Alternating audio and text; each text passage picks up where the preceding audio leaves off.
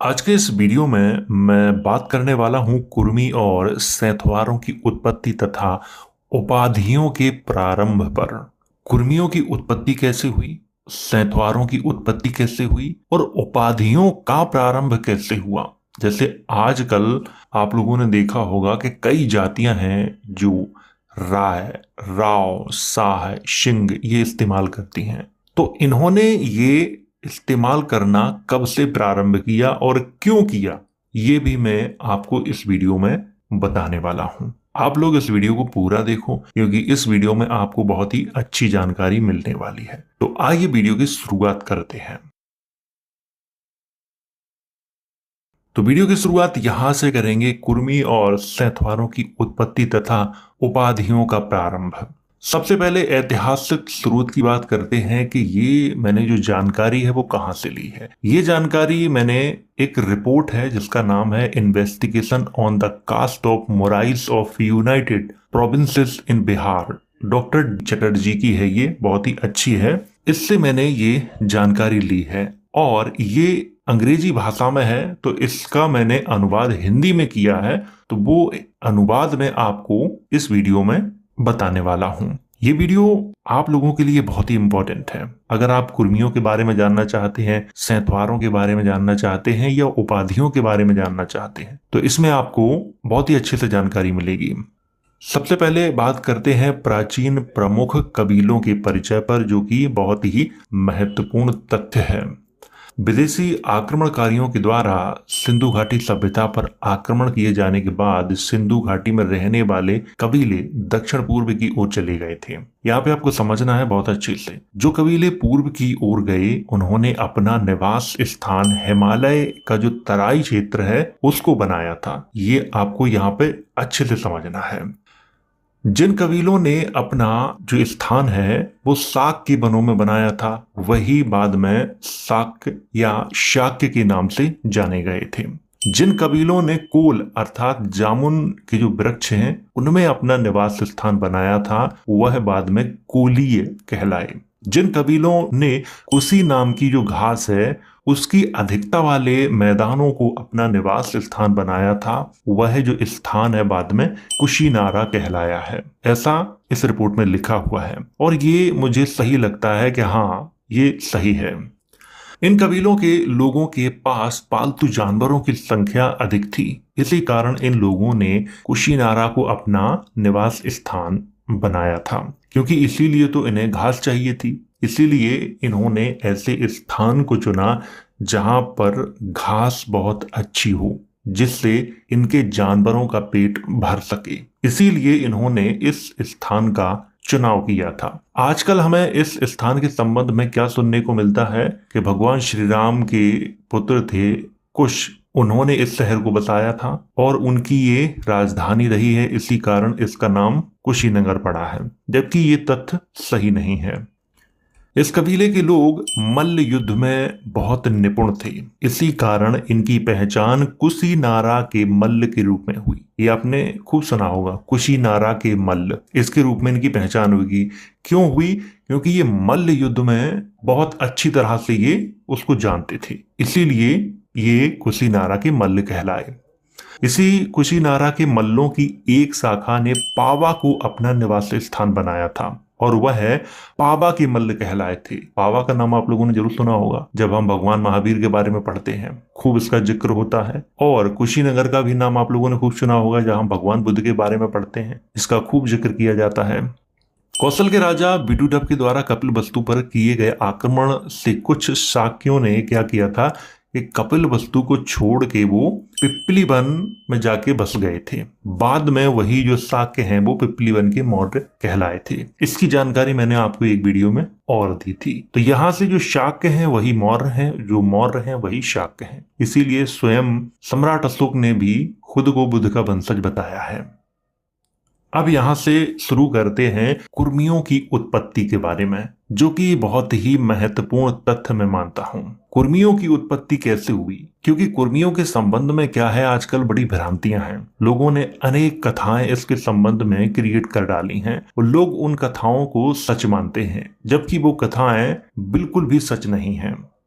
कुर्मी शब्द कु और रमी से बना है, जिसमें कु का अर्थ खेती या भूमि होता है, रमी का अर्थ रमा हुआ या खेती करने वाला होता है। तो यहाँ पे आपको ये अच्छे से समझना है। कु का अर्थ है खेती या भूमि और रमी का अर्थ है रमा हुआ या कहें कि जानकार, करने वाला, ये सब एक ही शब्द के मतलब हैं।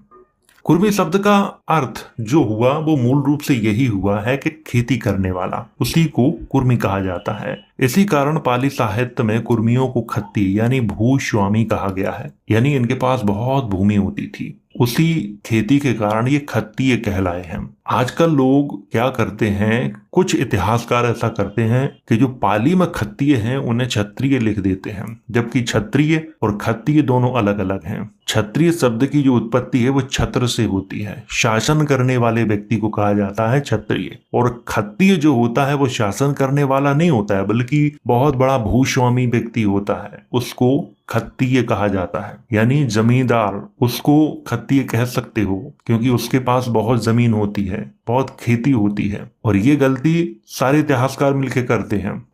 कुर्मी लोग बड़े पैमाने पर खेती का काम करते थे, यानी बड़े भूस्वामी होते थे। प्राचीन काल में कुर्मी किसी जाति विशेष को नहीं कहा जाता था, बल्कि बड़े भूस्वामियों या खेती करने वालों को कहा जाता था। ये बात आपको बहुत अच्छे से समझना है, क्योंकि यहाँ से कुछ लोगों के अंदर कंफ्यूजन थोड़ा सा बढ़ जाएगा, क्योंकि उन्हें ऐसा लगेगा कि मेरी जाति की चर्चा हो रही है। मैं यहाँ पर किसी जाति की चर्चा नहीं कर रहा हूँ। कुर्मियों का जो इतिहास है वो बिल्कुल अलग है। शुरुआत में ये किसी जाति के लिए प्रयोग नहीं किया गया था, ये एक समूह का नाम था, वर्ग का नाम था, जो कि खेती करने वालों के लिए ये प्रयोग किया जाता था।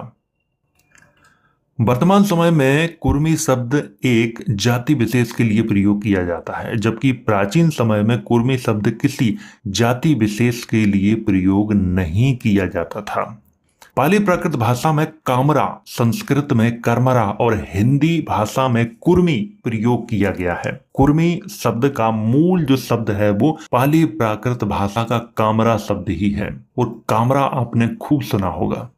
वर्तमान समय में कामरा सरनेम कई जातियों में देखने को मिलता है। आपने भी सुना होगा कामरा सरनेम के बारे में। इसका अर्थ ये है कि आज जो शब्द हिंदी भाषा में कुर्मी के लिए प्रयोग किया जाता है, उसी शब्द का प्राचीन रूप है कामरा, जो मूलतः पाली प्राकृत भाषा का शब्द माना जाता है। यानी कुर्मी जो शब्द है ये ज्यादा पुराना नहीं है। पुराने समय में कामरा ही इस्तेमाल किया जाता था, और कामरा का ही रूप परिवर्तित हो के आज उसे कुर्मी कहा जाता है। लेकिन जो लोग आज कामरा सरनेम लगाते हैं वो पुराने शब्द का ही प्रयोग करते हैं, आज के शब्द का प्रयोग नहीं करते हैं, ये भी आपको समझना है। मराठा साम्राज्य के संस्थापक छत्रपति शिवाजी महाराज भी कुर्मी थे। उन्हीं के वंशज साहूजी महाराज थे, जिन्होंने संविधान निर्माता डॉक्टर B.R. अम्बेडकर को शिक्षा के लिए आर्थिक मदद की थी। बाबा साहब अम्बेडकर के बारे में जब भी जिक्र किया जाता है तब ये तथ्य खूब उठाया जाता है कि साहूजी महाराज ने उनकी मदद की थी। और ये कौन थे? ये कुर्मी थे। प्राचीन इतिहास का अध्ययन करने से ज्ञात होता है कि कुर्मी भी नागवंशी हैं और महार भी नागवंशी हैं। दोनों की उत्पत्ति नागवंश से ही मानी जाती है, ये भी आपको अच्छे से ध्यान रखना है। अगर यहाँ पे देखा जाए तो नागवंशी ही हैं दोनों, बाबा साहब अम्बेडकर भी हैं और साहूजी महाराज भी हैं। लेकिन आजकल की जो जाति व्यवस्था है, उस जाति व्यवस्था ने एक व्यक्ति को ऊंचा बना दिया है और दूसरे व्यक्ति को नीचा बना दिया है, जबकि वास्तव में ऐसा है नहीं। हिंदू ग्रंथ अथर्ववेद और मनुस्मृति में कुर्मियों को व्रात्य क्षत्रिय कहा गया है, जिसका अर्थ होता है वो क्षत्रिय जो बौद्ध धर्म और जैन धर्म का अनुसरण करता हो। वह हिंदू ग्रंथों में व्रात्य यानी निम्न क्षत्रिय कहा गया है, इसीलिए इनको पूरी तरह से क्षत्रिय नहीं माना जाता है। जैसे शाक्यों को आजकल ये लोग क्षत्रिय लिखने लगे हैं, प्राचीन समय में, ज्यादा प्राचीन की मैं बात नहीं कर रहा हूँ, अंग्रेजों के समय से पहले ऐसा कुछ था नहीं। जब हमारे यहाँ अंग्रेज आए तो थोड़ी सी जाति व्यवस्था में परिवर्तन शुरू हो गए थे। अब बात करते हैं सैंथवारों की उत्पत्ति के बारे में। अभी मैं कुर्मियों की उत्पत्ति के बारे में बात कर रहा था, उसके बारे में आपको बताया, तो अब थोड़ी सी बात करते हैं सैंथवारों की उत्पत्ति के संबंध में। सैंथवार रामगाम के कोलियों के वंशज हैं। इनका टोटम यानी प्रतीक नाग है। कभी कभी इनका जो प्रतीक है वो एक वृक्ष दिखाया जाता है, जो जामुन का वृक्ष है उसको दिखाया जाता है। ये भी आपको ध्यान रखना है, कहीं कहीं हो सकता है आपको वो देखने को मिले, लेकिन इसकी जानकारी मैं आपको पहले ही दे रहा हूं। सैंथवार स्वयं को नागवंशी सैंथवार के नाम से संबोधित करते थे और अपना जो गण है वो कोलीय गण को मानते थे। अंततः सैंथवार स्वयं को कोलियों का हिस्सा ही मानते थे, परंतु वर्तमान समय में इनकी जो स्थिति है वो बिल्कुल विपरीत है। अपना ये सारा इतिहास ही भूल चुके हैं।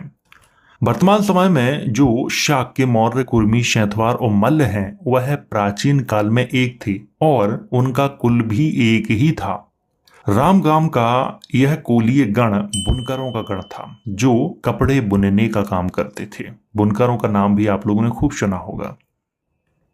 कोलीय गण को शाक्यों की एक शाखा भी माना जाता है और इन गणों का आपस में वैवाहिक संबंध भी था। नागवंशी सैंथवार कोलीय गण के प्रमुख लोग थे और इनका नाम समूह यानी संस्था के आधार पर सैंथवार पड़ा है। संस्थागार नाम आप लोगों ने सुना होगा। संस्थागार को ही सैंथवार कहा जाता है, यानी किसी संस्था के प्रमुख लोग, उन्हें सैंथवार कहा जाता है। सैंथवार भगवान बुद्ध के निकट संबंधी भी थे, जिसके कारण समाज में उनकी अच्छी खासी प्रतिष्ठा थी। रामगाम के कोलियों की जो उत्पत्ति है वो नागवंशी खत्तियों से है, जो अब सैंथवार के रूप में जाने जाते हैं। ये सब नागवंशी हैं। और मैंने आपको एक चीज पहले भी बताई है कि नागवंशी हमारे देश में दो तरह के हैं। एक तो जो प्राचीन नागवंशी हैं जो कि भारत भूमि के ही हैं, एक वो नागवंशी हैं जो अशोक के बाद यहाँ पे आए हैं, वो भी अपने आप को नागवंशी कहते थे। वो नागवंशी और ये नागवंशी दोनों अलग अलग हैं। अब थोड़ी सी बात कर लेते हैं उपाधियों के बारे में, जो कि बहुत ही महत्वपूर्ण तथ्य है और इसके बारे में आप लोग जरूर जानना चाहेंगे। और ये एक विवादित तथ्य भी है, इस पे कई लोग सहमत होंगे तो कई लोग असहमत भी होंगे, लेकिन इसकी जानकारी देना बहुत जरूरी है। भारतीय इतिहास में अपने नाम के साथ उपाधि लगाने की जो परंपरा है वो ज्यादा पुरानी नहीं है। मुगल काल में उपाधियों का एक दौर चला था। इस दौरान मुगल बादशाहों ने कई उपाधियां दी थी, जिसमें राय, शाह, सिंह और राव प्रमुख मानी जाती हैं। मुगल शासकों ने ये उपाधियां उन लोगों को दी थी जो उनके सच्चे वफादार थे और उनके लिए काम करते थे, उन्हें दी थी। ये आप अच्छे से समझ लें। इस दौरान समाज में उपाधि लगाने की जो परंपरा है उसका ऐसा चलन हुआ कि प्रत्येक जाति के लोगों ने क्या किया कि अपने नाम के साथ उपाधि लगाना शुरू कर दी थी। ये एक दौर था उपाधि लगाने का, और ये शुरुआती मुगल काल में नहीं हुआ था, ये अंतिम मुगल काल में हुआ था। जब आखिरी मुगल काल था तब ये हुआ था। कुछ जातियों ने अपने को किसी राजा से जोड़कर उपाधि लगाना प्रारंभ कर दी और इस प्रथा की शिकार कई जातियां हुई, जिसमें कुर्मी, सैंथवार, शाक्य, मौर्य, अहीर, राजपूत आदि प्रमुख हैं। ये सारी जातियां इस प्रथा की शिकार हुई और इन्होंने इस प्रथा को खूब प्रयोग किया। मुगल काल के अंत में अनेक भारतीय जातियों ने उपाधि की प्रथा को खूब स्वीकार किया और अपने नाम के साथ उपाधियां भी लगाईं। नाउ जाति ने ठाकुर लिखना शुरू किया और आज भी लिखते हैं। कुम्हार जाति ने प्रजापति लिखना शुरू किया। बढ़ई जाति ने विश्वकर्मा लिखना शुरू किया। लोहार जाति ने शर्मा, नोनिया जाति ने चौहान, अहीर जाति ने यादव, काची जाति ने कुशवाहा जोड़कर स्वयं को किसी न किसी राजा का वंशज बताना प्रारंभ कर दिया था। और इस कार्य में उनका जो सहयोग है वो किसने किया था? ब्राह्मणों ने किया था। क्यों? अंग्रेजों का प्रभाव धीरे धीरे उस समय बढ़ने लगा था, मुगल काल कमजोर हो रहा था, जिसके कारण जो कई जो निचली जातियां हैं उनका उत्थान शुरू हो गया था। इसी कारण ब्राह्मणों ने क्या किया था कि जो निचली जातियां हैं ये उपाधियों का प्रयोग करने के लिए उन्हें उत्साहित कर दिया था। आज से तुम इसके वंशज हो, तुम इसके वंशज हो, तुम इसके वंशज हो। जब आप इन उपाधियों के बारे में पता करेंगे या कहें कि सरनेम के बारे में पता करेंगे तो आपको पता चलेगा कि ये ज्यादा पुरानी भी नहीं है। मुगल काल से पहले एक भी ये सरनेम आपको देखने को नहीं मिलेंगे, लेकिन इनका जो प्रयोग है वो अंग्रेजों के शासनकाल में खूब हुआ है, क्योंकि उस समय समाज में हर किसी को उपाधि का प्रयोग करना अच्छा लग रहा था और वो किसी न किसी राजा से स्वयं को जोड़ लेता था और एक उपाधि लगा लेता था। और आज भी ये दौर जारी है। इनमें से कुछ उपाधियां मुगलों के अंत के समय की हैं तथा इनमें से कुछ उपाधियां अंग्रेजों के समय की हैं। इस तरह से यह प्रथा आज तक चली आ रही है।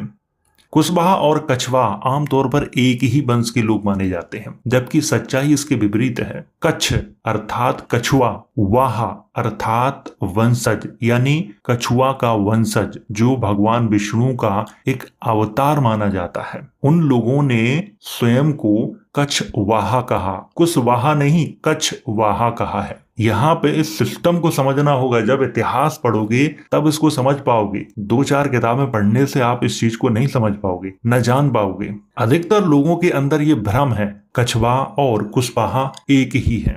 कुशवाहों की आज जो स्थिति है वो बिल्कुल अजीब है। कुछ लोग स्वयं को भगवान बुद्ध का वंशज बताते हैं, कुछ लोग भगवान श्री राम का वंशज बताते हैं। इसका जो कारण है वो यही है।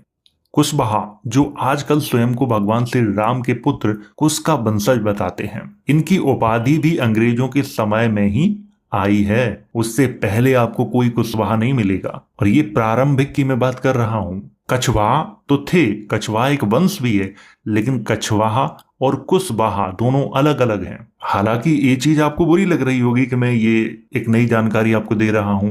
आज तक आप कुशवाहा लिखते आए हैं और मैं आपके संबंध में एक नई जानकारी दे रहा हूं, तो थोड़ी सी चुभ रही होगी ये बात आपको, लेकिन ये बात सही है। अहीर जो यादव लिखते हैं, आप पता करना कि जो यादव सरनेम है वो कब से ये शुरू की है इन्होंने लिखना। तो ये ज्यादा समय से शुरू नहीं की है, क्योंकि उस समय ऐसा दौर ही चल रहा था कि हर जाति अपने आप को किसी न किसी राजा से जोड़ रही थी और उसका वंशज बता के वो उपाधि का प्रयोग कर रही थी।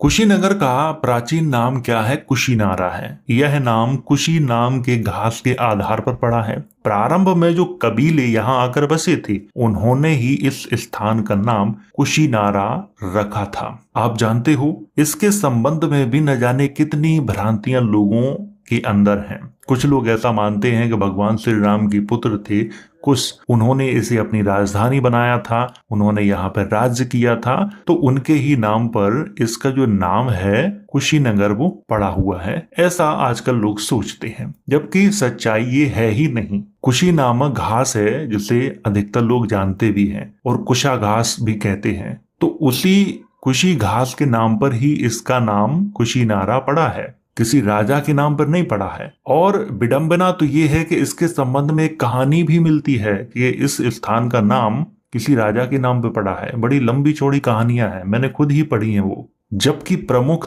तथ्य, और आप रिसर्च करोगे तो ये तथ्य निकल के आता है कि इसका जो नाम है वो एक घास के आधार पर पड़ा है। आपने भी इस तथ्य के बारे में कहीं ना कहीं सुना होगा। और जब मैं किसी किताब से आपको पढ़ाता हूं तब वो मेरी रिसर्च नहीं होती है, वो मैं किताब से ही जानकारी दे रहा होता हूँ। जब मैं आपको लिख के पढ़ाता हूँ, जैसे ये है सामने, तब वो मेरी रिसर्च का हिस्सा होता है, क्योंकि मैं अपनी रिसर्च से जो महत्वपूर्ण पॉइंट हैं वो लिखता हूँ और उन्हें पढ़ाता हूँ। तो कई लोग कभी कभी ये भी कहने लगते हैं कि आप अपनी रिसर्च को शो क्यों नहीं कराते हो। इसके पीछे कारण ये है कि मैं थोड़ी सी चीजें आपको बताता हूं अपनी रिसर्च से, उसमें ही काफी लोगों को दिक्कत होने लगती है।